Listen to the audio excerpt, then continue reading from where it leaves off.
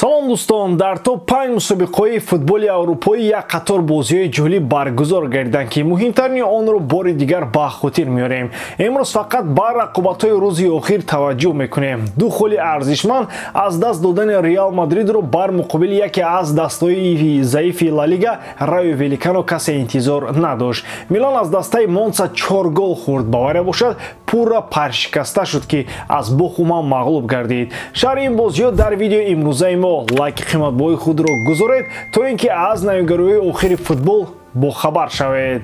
Дӯстон, тамошои бозиҳои Лигаи Чемпионҳоро метавонед бо сарпарасти видеои мо ширкати Yakix бозам ҷолибтар гардонед. Дар он ҷо регистратсияи осон, пур кардани маблағ аз тамоми гӯшаву канори дунё, вале аз ҳам муҳим бонус то ҳаҷми $100 дар аввалин пардохт бо промокоди AMG 0777 ссилкаи бозӣ дар комментарияи ин видео.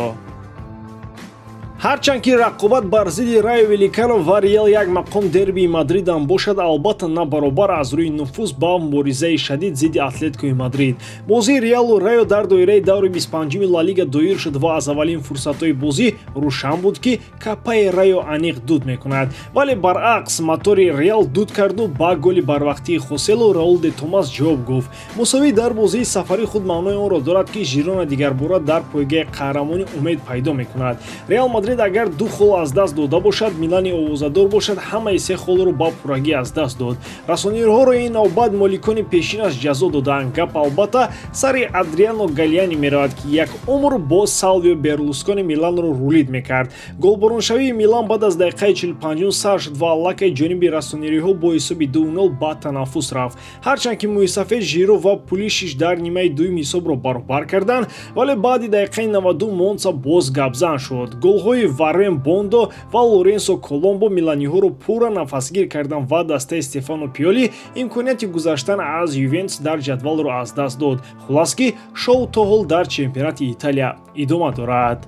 дар зуртарин лигаи дунёии футбол бошад Манчестер Юнайтед ба мисли фарорасии фасли баҳорон бо бачаҳои ҷавонаш ба пуррагӣ зинда шудан мегирад. Расмус Хойлунди 21 сола ки аз аввали мавсим мисли хирси сафед хоб буд, навакак бедор шудаву аз голзанӣ ӯро манъ карда намешавад. пирӯзии сафарӣ бо ҳисоби 2-1 бар зидди Лутон Манчестерро ба панҷгонаи пурра наздик кард. Тенхагро бо ҷавононаш зарур меояд то баҳри рафтан ба чоргонаи асосӣ акнун 5 холи дигар гиранд. Агар бозиҳои Хойланду Гарначо чунин бошад, 10 холу 15 хол гирифтан ҳам проблема намешавад. Лутон Таунро бошад аз таххонаи ҷадвал фақат як хол ҷудо мекунад, вале Юнайтед умуман парои инро надорад. сеюмин шикасти пайҳами Бавария аз Олмон худ мотами футболи Бундеслига аст. бохти мюнхениҳо аз Бохуми якрав на танҳо маънии боз ҳам дур рафтани Байерро дар ҷадвал дорад, балки ба пуррагӣ коронавирус шудани тими Тухелро нишон медиҳад. Бавария ки дар доштани шароит ва бозингарони топ ягон мушкил надорад, сахт ба мотиватор ниёз дорад. Айни ҳол Пётр Шегирти афсонасоз какрас бекор аст ва мешавад ки Эйнштейнро барои 1-2 лексияи мотиватсионӣ ба офиси чемпионҳои Олмон баранд. Бавария баъди ин мағлубият аз Байер дар ҷадвал аллакай 8 хол қафо аст. Хулоса ки марги кории Тухел дар Олмон наздик шуд ва Кен ҳам дигар намедонад аз барои беҷоизагӣ дигар сарашро дар кадом девор занад. акнун баъди шикасти сеюмбораи пайҳами Бавария мегузарем ба гапҳо сари ивазкунандаи эҳтимолии Томас Тухел. Ба гуфти журналистони пешқадам, Зидан фаворити асосӣ дар ин вазифа буда бо мутахассиси фаронсавӣ аллакай гапзанон карданд. Карьера Дела Спорт менависад ки ҳатто пеш аз бозӣ бо Латсио Зидан розигии худро додааст. Ин рӯзнома аз Италия барон аст ки Томас Тухел аниқ ба истеъфо меравад. Гап танҳо ҳамин ки то охири мавсим ӯ кор карда метавонад ё ин ки не. ба назарам агар вазъият дар ҷадвал ҳамин тавр турб шудан гирад ва дар Лигаи Чемпионҳо аз дасти Тухел чизе наояд, аниқ дар наздиктарин фурсат ӯро ҷавоб медиҳанд. бисёриҳо як замон аз баргашти Ханси Флик ҳам мегуфтанд, вале собиқ сармураббии Реал аз вариантҳои беҳтарин аст. мумкин ин мардаки хуб биёяду якта ба якта ҷоизаҳоро пеши Кен қатор кунад, зеро Кен дар ин дунё ғайр аз ҷоизагирӣ дигар ягон ормоне надорад. бисёр аҷиб ки Зидан пешниҳоди клубҳои номдори Италия ва ва маъруфтарин бошгоҳи Англия Манчестер Юнайтедро қабул накарда, дастаи якуми Олмонро розӣ шуд ки роҳбарӣ кунад. Бо Бавария дар худи Олмон гирифтани ҷомаҳои дохилӣ нақд аст, вале аз ҳамаи мураббиён талаб карда мешавад ки дар Лигаи Чемпионҳо даста баромади хуб дошта бошад. Ба ҳар ҳол бозгашти Зинедин Зиданро ба футболи калон ҳамагон интизорам фарқ надорад ки дар кадом даста.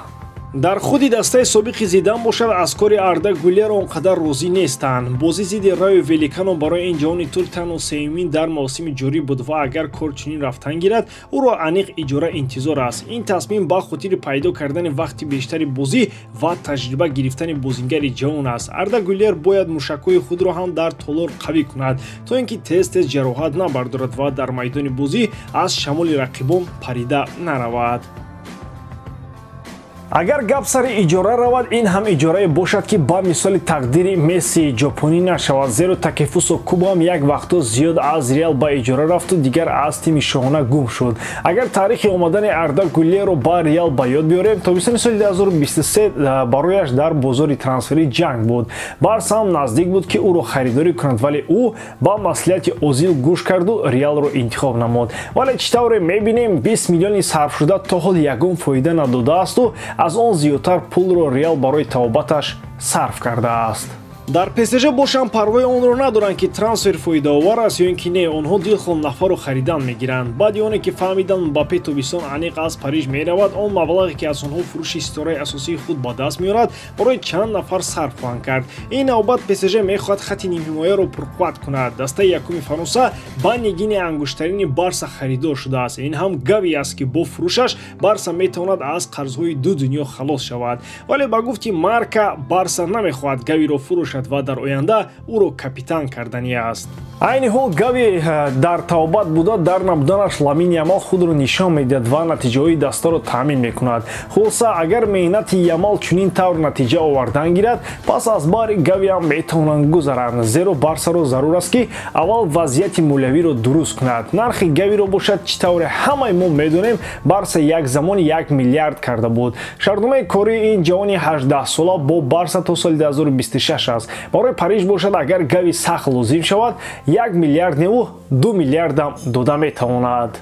Ба ҳамин тамом боридарам ки ҷодкории ман ба шумо писанд меояд. Лайк, комментария ва дар канал обуна шуданро аз ёд набароред. Бо шумо мисли ҳар вақта Муҳаммад Гаиров. Хай бародарон, дар паноҳи Аллоҳ.